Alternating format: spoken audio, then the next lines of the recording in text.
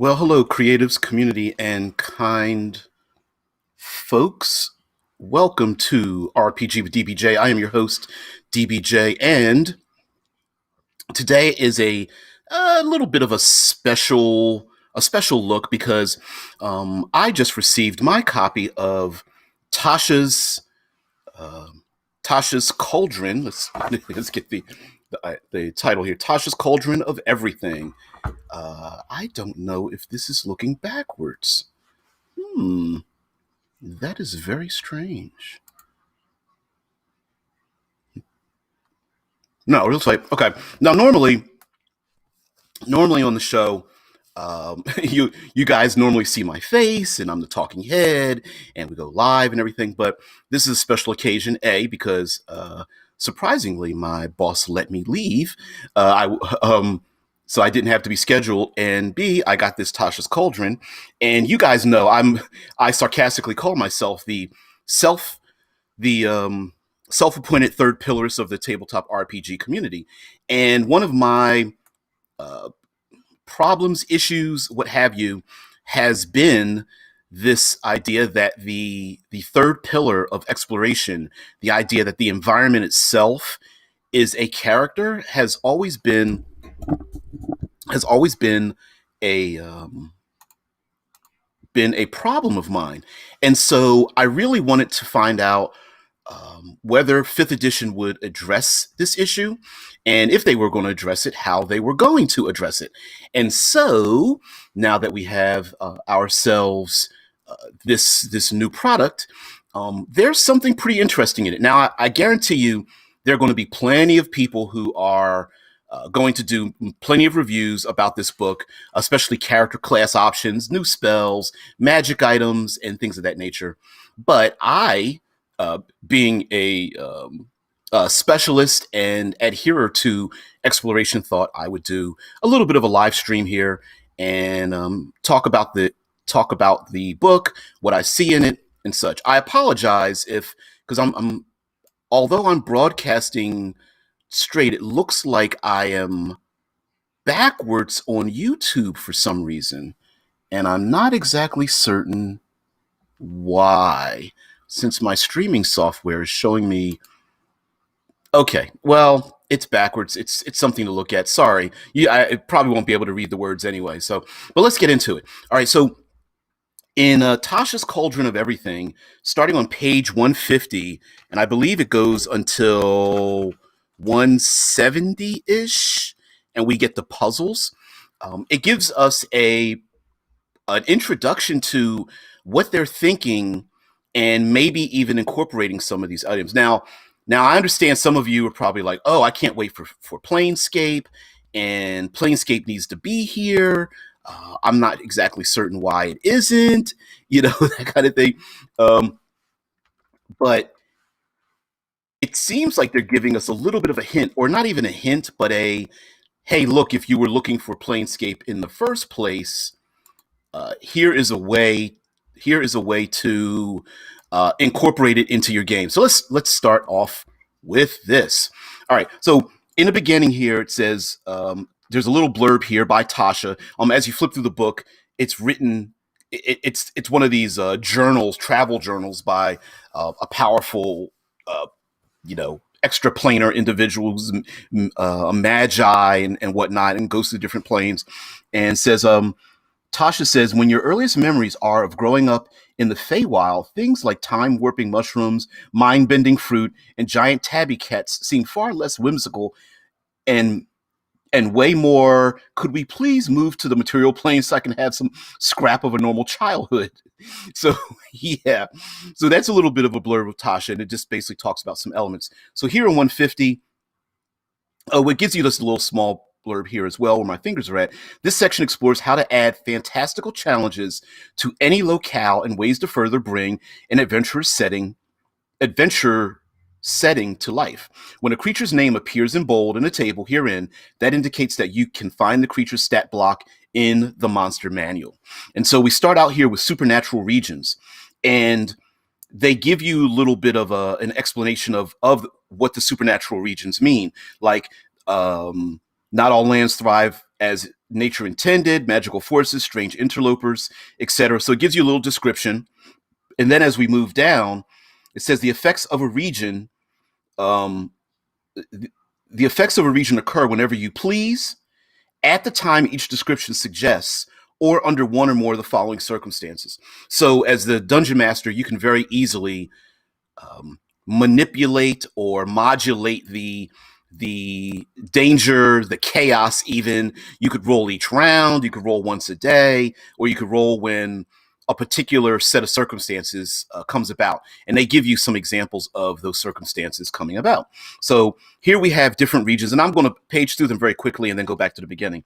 We have Blessed Radiance, we have the Far Realm, we have Haunted, Infested, Mirror Zone, and as you can see, these are double page entries. Psychic Resonance, and then we start to collapse a little bit on Unraveling Magic, Magical Phenomena, Emotional Echoes, Enchanted Springs, and so on and so forth. There, hey, tired, need sleep. Somebody popped in. All right, so for those who do not know, this show is TriCast over Twitch, YouTube, and our own Discord server. And I thought I would just bring some of that element here as a little bit of a surprise and whatnot. We have Enchanted Springs here in the book, magical mushrooms.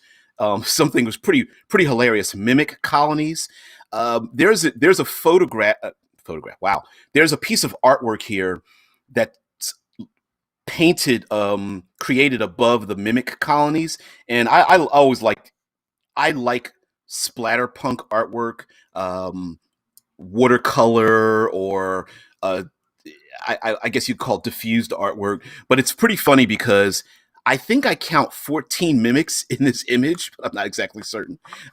So anyway, we go into the primal fruit and some aspects there, unearthly roads, natural hazards, which is I feel like it should have had its own multi-page aspects, but it gives you some details there. And then we end on puzzles. So we started at 150 and go on to 170. Now, the reason why I want to do this as well, you guys know I always talk about the environment, but I feel like this is more important than I believe some enthusiasts will give it credit for.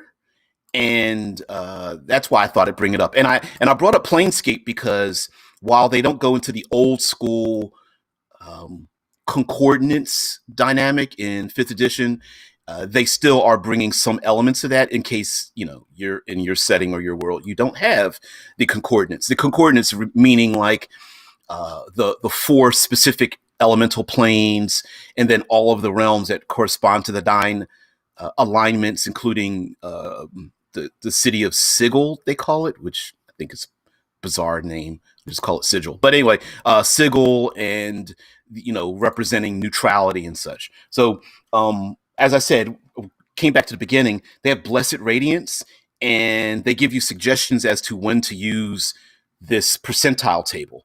And of course, with percentile tables, you have a propensity for the middle to show up more often than the ends. When you use percentile probabilities. And so I'll read a couple of the ones on the ends, a couple in the middle, and the beginning. But under Blessed Radiance, the grace of the upper planes touches this region. Consider rolling on the Blessed Radiance effects table when the following circumstances occur in the region. And they give you some examples when some of these effects might happen. Like a creature succeeds on a saving throw, compelled by a creature by the abilities of a fiend or an undead, or a creature is the target of a cleric or paladin spell of 3rd level or higher. A creature scores a critical hit against a fiend or an undead, or a creature experiences an epiphany or inspiring triumph in the service of righteousness or in the defiance of wickedness. Although the sarcasm in my mind is going like, are we really going to find any undead and fiends on an upper plane? But whatever. I think it's cool. But mind you, the way this is portrayed, it doesn't necessarily mean you're in another plane of existence. You very well could have this exist in your material world of your game, and this just happens to be the aspect that's overlaid over it. Maybe there's a gold dragon or something, or celestials have come to the earth or whatever. And then so they give you examples like, if you roll a 3 to 18, aberrations, fiends, and undead in the region have disadvantage on attack rolls and ability checks for the next 24 hours. Or 55 to 60, celestial power explodes in a 30-foot radius sphere of divine light centered on an aberration, a fiend, or an undead creature within the region. Each creature in the sphere must make a DC 15 Constitution saving throw. On a failure, the creature takes 4d6 radiant damage and is blinded. On a success, it takes half damage and isn't blinded. Another way to use this, considering I always talk about the environment, is that if these aspects are going to be randomized, I love the idea of players using and abusing the environment. And one of the reasons that I love to do it is that a gift to your players may be finding an area rather than a magic item or another class ability, and then using that ability to benefit themselves. So good characters might be in a region that's dominated by evil, but maybe there's there's some random consecrated ground that they find, like an old religious location, like a Stonehenge MacGuffin, and the players may find that and then use that to their advantage. Maybe they're surrounded by hordes of demons or an army of undead or something of that nature, and they may find this happening to them. Or they might be in a land of evil, and as they go into this region, their intent, the powers of goodness may be behind them, and these effects might be happening as they push their way through this evil region or something. And as well as there might be a land blessed by law and goodness and whatnot, and these might be the effects under the local nobility. Maybe that if that bloodline goes away, these effects might disappear. So that's another way of using it as well. We have the Far Realm, and the Far Realm, of course, kind of it gives you lots of images or details of like Cthulhu or something of that nature. And so, as souls travel away from the material plane after death, they dwell in the astral plane as spirits or are pulled towards one of the outer planes. And it goes on to say the Far Realm's pernicious influence is often subtle, leaking into the material plane through thin places in reality, or as invasive thoughts that inspire life to propagate along alien pathways. And then, of course, they say, consider rolling on the Far Realm's table when the following circumstances occur in a region touched by the Far Realm. So it says a region touched, which means you could either be in another plane of existence, or this could be a very, very many miles or kilometers circumference around the destination of a Far Realm, I say air quotes, vehicle that landed, a mountain or something like that, or some Yog-Sothoth styled creature or monstrosity or dwelling or something, and then this might be an effect that happens around it. So it says a warlock whose otherworldly patron is a great old one rolls a 1 or 20 on the D20 for an ability check, an attack roll, or saving throw, and this thing might happen. The characters take a short or long rest in the region. A creature spends more than an hour reading an eldritch tome written by those who have seen or otherwise interacted with the Far Realm. I love that idea. The characters take a short or long rest and something happens. There's some pretty gnarly effects, like an elder evil turns its attention to the region, imposing the pressure of its unfathomable presence upon the place. Any creature that finishes a rest in the region must succeed on a DC 12 Charisma saving throw, or it gains no benefit from finishing the rest. It instead finds strange scrawls, stacked stones, or its belongings arranged in intricate, obtruse patterns nearby. And so these are ways to get under the skin of your players. Of course, it has a regional effect. You suffer no benefits from having a rest. There's another one. Glaring eyes, which weep viscid tears, appears on inanimate objects throughout the region. These eyes watch the characters and creatures within the region can't be surprised by the characters for as long as the eyes exist.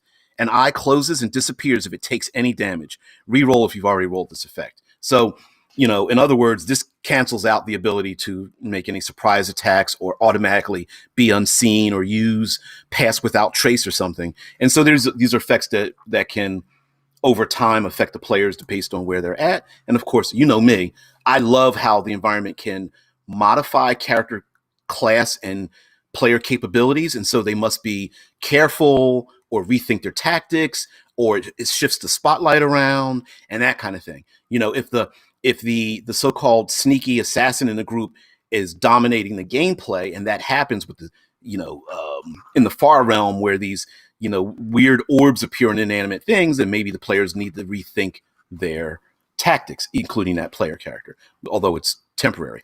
We have the Haunted, and under Haunted, this very much makes you think of Ravenloft, ghost, even the image here, young lady looking in a mirror, and then there's like ghosts and things all around and whatnot. Looks like a pet dog, maybe, probably getting ready to growl at some spirits. And so you have haunted effects where there's like ghosts, like for example, for the next 24 hours, any humanoid killed in a region rapidly decomposes and rises as a skeleton 1d10 minutes after dying, right? So that's automatic. Anything that gets killed. So PCs go and want to say, hey, let's go kill those goblinoids. And then they all start rising as skeletons automatically. Or a PC dies, rapidly decomposes and rises themselves, maybe. Doesn't go into detail, but I wouldn't let that happen. And then, of course, it says, consider rolling on the haunted effects table when the following circumstances occur in the region. And, of course, under haunted, any world that you have or setting is haunted by evil, you could absolutely use this table. A creature gains the frightened condition. Multiple creatures are unable to see. A creature is alone.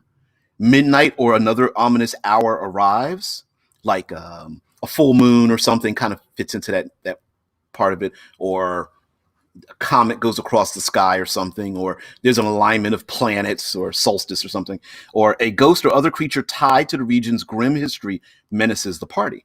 And so you very well could have these happen. And when that last one, roll on this table, if these certain effects happen, a ghost or other creature tied to the region's grim history menaces the party, what happens is you could include like a vampire lord or a mummy or a couple of ghosts or zombies, and then roll on this table to layer on the danger when the zombies attack. So, for example, if you're like, man, I want to do a zombie incursion, but I think it's going to be boring if it's just nothing but one zombie after another.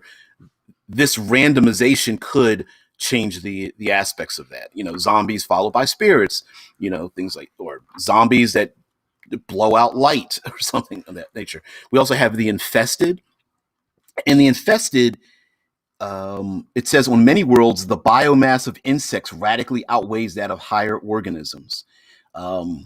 It's like something has grown out of control in the region, and you can use this table to randomly pick things or use them as story seeds and whatnot. And, again, I love this kind of stuff. I like the randomization because maybe it can spark an idea, or the randomization could be used at the table, or you could pre-roll to create, say, roll 5 times on the table, or pick 5 elements and then basically make a 5-room dungeon where players go from one element to the next, using a little bit of quantum ogering for them to encounter one to the next in an infested region. And it could also be, you could also use it as a side effect of something else. Maybe there's a player character does something that you think is really cool, like, oh, after the druid leaves, let's have the town side, the landscape in the local town be infested by this thing that they created, and then so on and so forth. And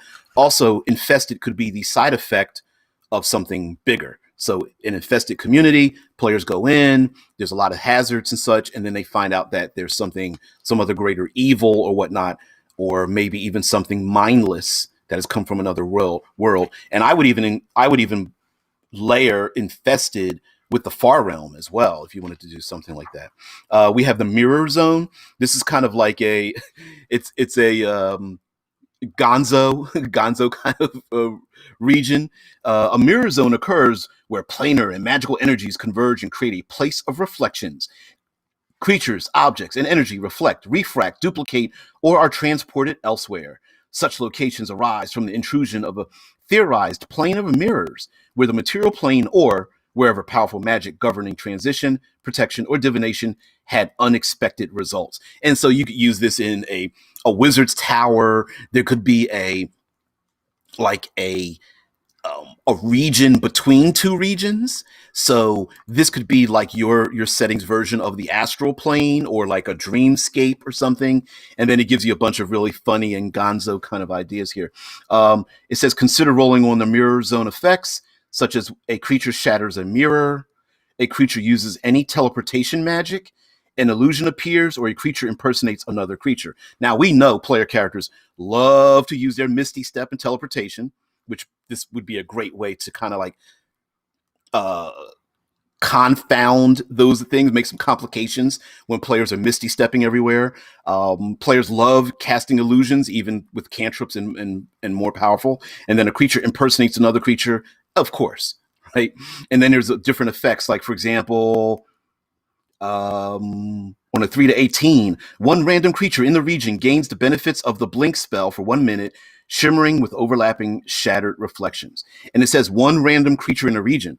Doesn't necessarily need to be a PC. It could be could be a monster, like a troll or something. Here's another one. For the next 24 hours, when anyone in the region hits a creature with an attack roll and deals damage to it, the attacker must succeed on a DC 13 Charisma saving throw or take force damage equal to half the damage dealt. I'd like to see a lot of PCs deal with the fact that every time you hit someone, you're going to receive force damage back at you through some reflective manner or something. Here's another one. Floating shards of broken mirrors swirl through the region, showing reflections of creatures and places that aren't present for the next minute before vanishing. On initiative count 20, losing all ties, the shards make a ranged weapon attack +6 to hit against one random creature in the region. On a hit, the target takes 10 or 3d6 slashing damage. And so there's ways with some things attack. You got swirling mirrors. Of course, there's like mirror images and things of that manner. People changing shape, hallucinatory terrain, and so on. But moving on forward, we have psychic resonance. This is definitely good if you want to incorporate some kind of like psychic, well, of course it's psychic resonance, but psychic powers in your world. Like maybe you've reskinned magic as like psionics or something, and a player character wants to be from a realm that's that way, or maybe they visit a realm where psionics is used more than magic, flavor wise, and this might be the results of living in that realm. We also have here on the side the beginnings of something called unraveling magic, and that one is very much in the effect of like chaos magic, right? So you don't want players to all have our spellcasters to all have the effects of chaos magic, but you love the idea of having some kind of side effect from casting magic. And this is a great one if you just want to literally put unraveling magic in your world, and literally the entire world is that way. Like whenever you cast magic, there might be some effects or side effects that happen, and it might make magic in your world that much dangerous. So it's a good world building event. Under unraveling magic, it says consider rolling on this table when some of these events might happen. So any charges are expended in a magic item. A spell slot of first level or higher is expended, so cantrips are kind of safe from creating too many of these side effects. A dragon, a fae, or an elemental of challenge rating 5 or higher dies, and so that kind of makes them little mini nukes, right? You kill off an elemental, and then boom, something happens. You kill off a dragon, boom, something happens. Kill a fae creature, something happens, and that makes dealing with those creatures even more dangerous when there's more than one of them, especially. So some special effects are like all fire in the region freezes into ice that gives off a blue light equal to the illumination it normally provides. In addition, the region radiates extreme cold. See the Dungeon Master's Guide for 1 day, right? Or simple or martial weapons in the region that are non-magical crackle with power. For 1 hour, they become magic weapons that grant a +1 bonus to attack and damage rolls made with them. Or on initiative 20, 2 random creatures in the region must each make a DC 15 Charisma saving throw. If either save fails, the creatures magically teleport, switching places. If both saves succeed, they don't teleport. So you got strange things like that happening, and what a lot of chaos you could throw into a realm or a particular region, or magic unraveling, or Wizard's Tower using experiments, and then this happens to be happening within, a kilometer, 2 mile or 2 radius around this particular region. And then now, all of these are randomized tables. Of course, you don't have to literally roll them every single time. You could pick and choose ones, or maybe even players could even spend inspiration to roll twice on something like this and let them pick the better of the 2 events. That might be a good way to do it. Or maybe there's a boon the players could earn in the realm to be able to allow them to pick and choose. We have magical phenomena. Under magical phenomena, we have, what is this? Examples of things that can happen that are magical in effect that could happen over the region, like eldritch storms, such as the Flaywind, Flamestorm, Necrotic Tempest, Therm's Howl. And these are like examples of having magical storms that are like so powerful, they're, far more powerful than anything on the mortal realm or prime material realm would cause. Like, for example, under the Flamestorm, sooty thunderclouds shot through with red and orange lightning release a deluge of fiery droplets. Any creature caught in the burning rain takes 2d6 fire damage at the start of each of its turns. The droplets ignite any flammable objects that aren't being worn or carried. Otherwise, the droplets burn out immediately. The smoke, soot, crackle, and low roar of the storm impose disadvantage on wisdom perception checks and ranged attack rolls. A flamestorm usually lasts 2d4 minutes, though the originating storm clouds can persist for days, creating multiple flamestorms. And of course, you could use that in going into the 9 hells or something and just impose that. Or maybe there's a thinning of the membrane, and of course there's something trying to make an incursion into the prime material world, and this could be a side effect of a portal open to allow like demons through, or devils, or daemons, or something like that. There's also emotional echoes, such as like boldness, doubt, fear, hatred, inspiration, and the DC check to against a suggestion spell type of effect within a region. We also have Enchanted Springs. Maybe the players come upon like a fey region of an enchanted spring, and they may get some kind of benefits from that with some strange side effects as well. We also have magic mushrooms. Enough said on the magic mushrooms. Mimic colonies, a really cool idea of having mimic colonies. Like I said, I counted 14 mimics in this image. If you guys have the book, please count them. I might be missing quite a few.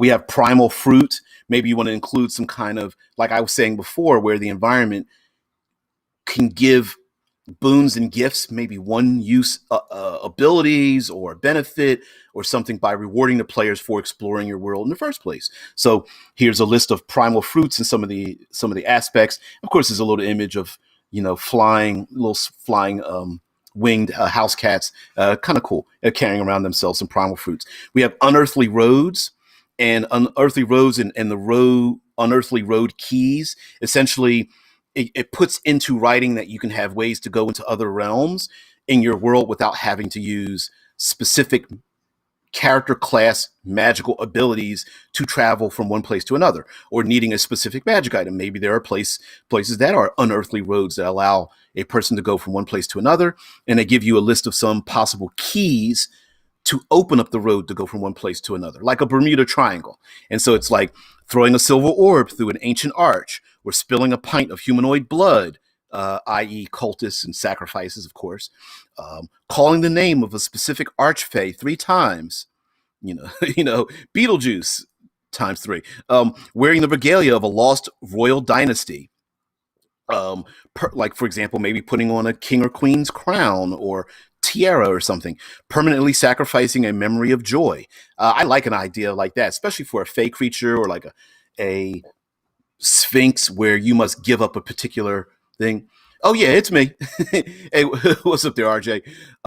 Yeah, this is a special broadcast because I do have Tasha's Cauldron, and I was able to leave work because they said you don't have to be here. We have extra people today, and I was like, oh, people showed up.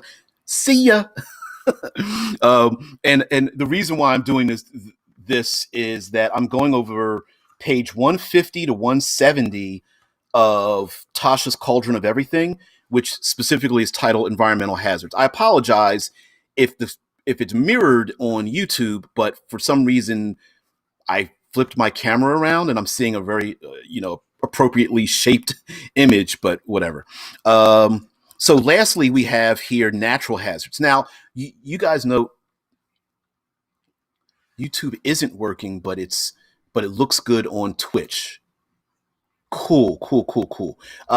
So thank you very much.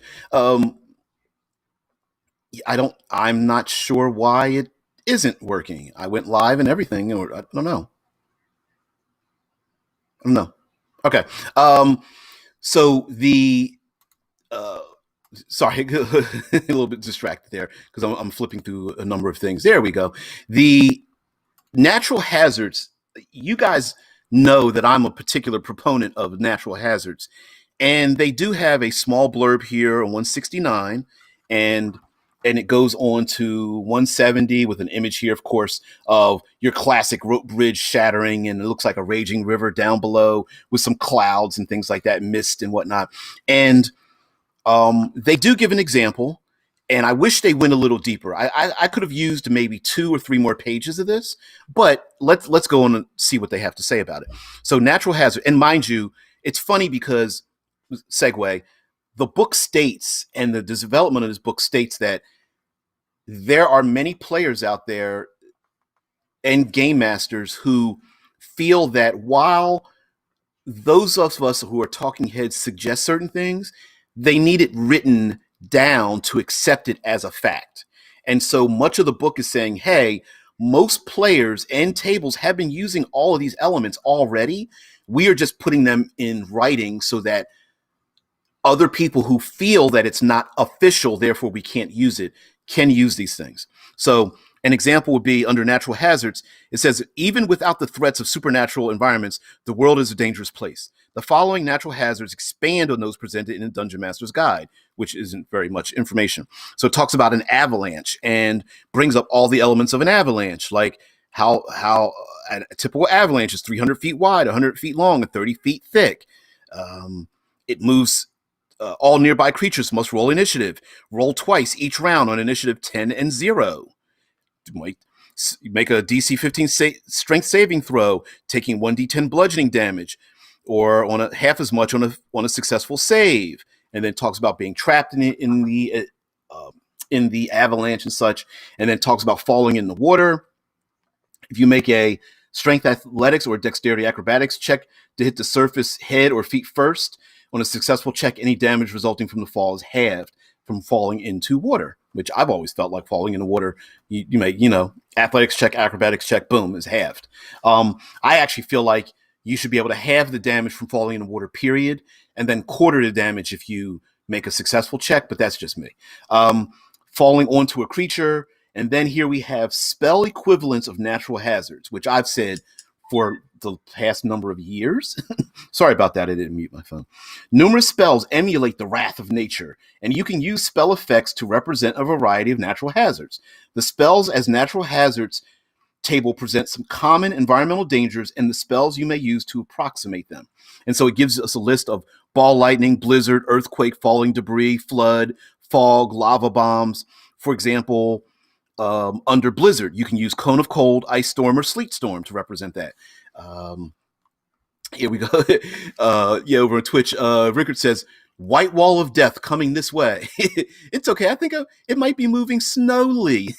It's silly. But boom. That's a dad joke right there. Very much a dad joke. So under earthquake, we have, maybe use the spell earthquake, falling debris, use that on conjure barrage or conjure volley to represent falling debris. We have fog, of course, you use fog cloud. For a lava bomb, use a fireball or produce flame spell. For lightning, you can use Call Lightning or Lightning Bolt. It all makes a lot of sense, right? Lightning, meteors, mirages, pyroclastic flows, radiation, used as either the spell Blight or Circle of Death are examples.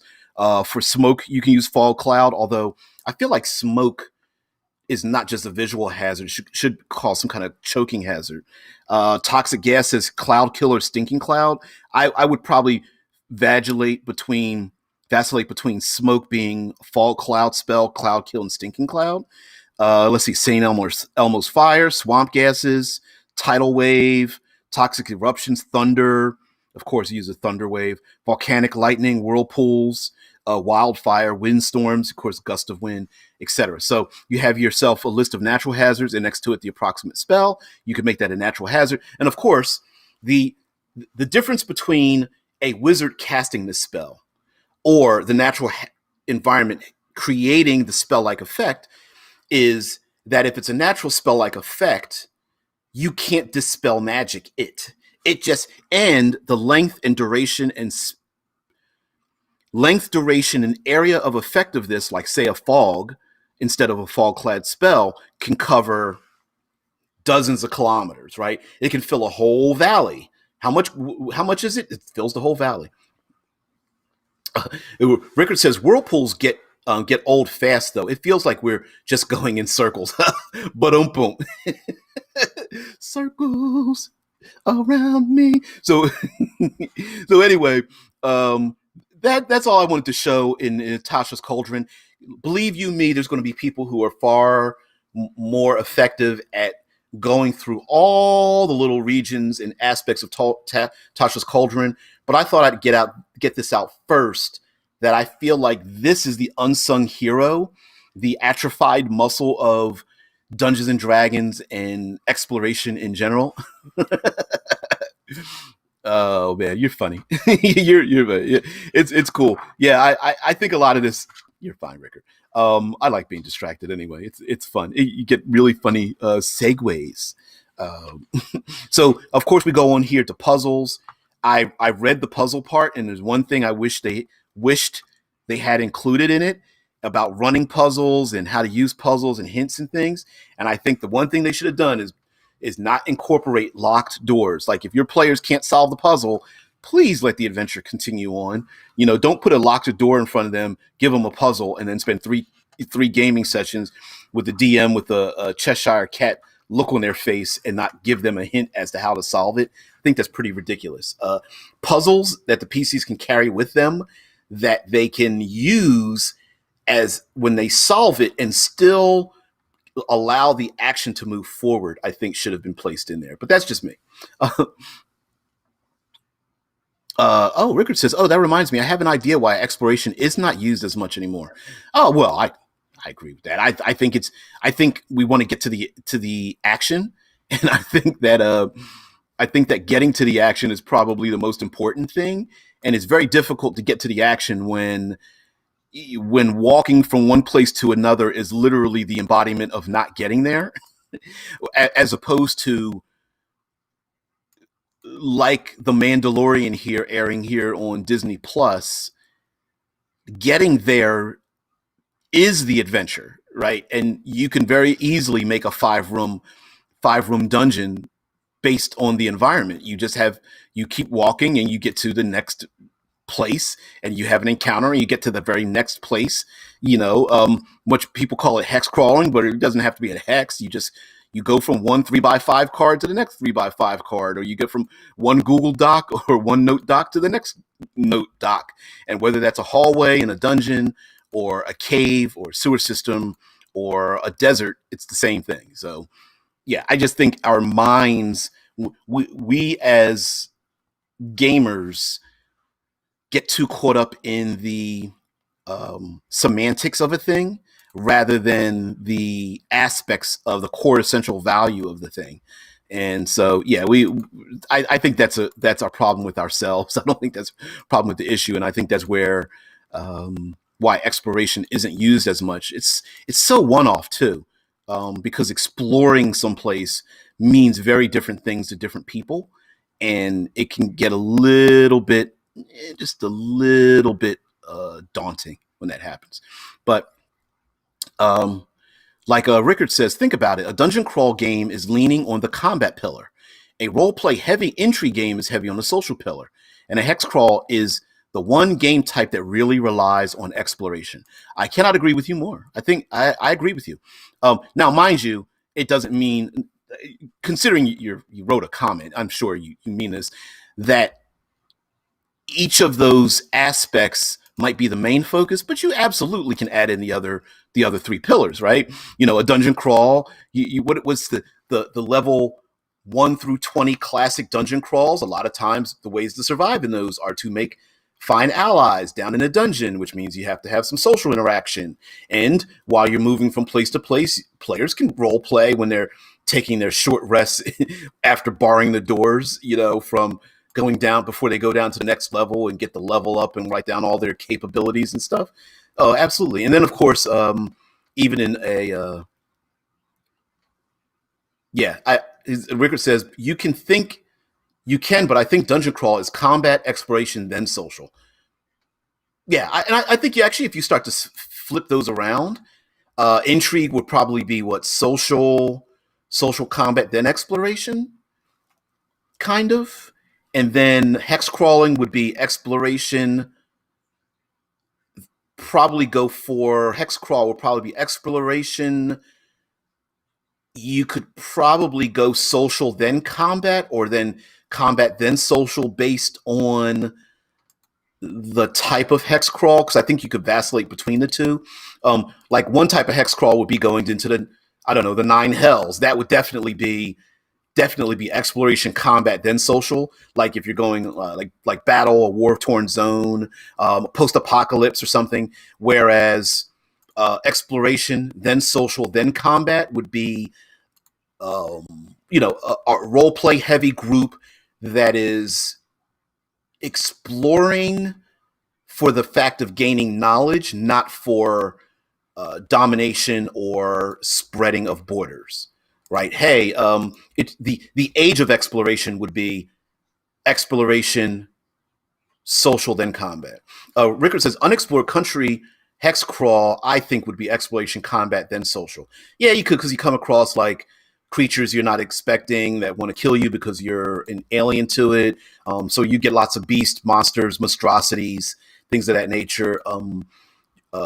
Folks who live out in the unknown that don't know who you are and what you are think of you as a threat. I think if it is a we need to move to a new land, or we are a civilized country wanting to Star Trek wise, right, go out into the unknown and see what's out there to learn something, I think it would be exploration, then social, then combat. Yeah, difference between going between cities or heading out into the wilderness. Yep. Exploration, then social, then combat would be between two cities. Let's say, hey, I don't want to fight. I just want to talk to travelers that are going the opposite direction. And then fight might ensue because bandits, because so-called bandits. So anyway, I just wanted to bring up Tasha's Cauldron and some of the aspects thereof, and the fact that I had just received it, and bring up something that might be unsung in the Dungeons & Dragons and role-playing community, and be one of the first to bring something like that out to everyone else. So anyway, Rickard, thanks for popping in. I think Tired Needs Sleep popped in and was like, what the hell's going on? And other people. But if anybody catches this later, guys, have a great one. I will see thee later. And thanks for letting me broadcast in a strange and oblong and odd review. Anyway, have a great one. I'll see you later.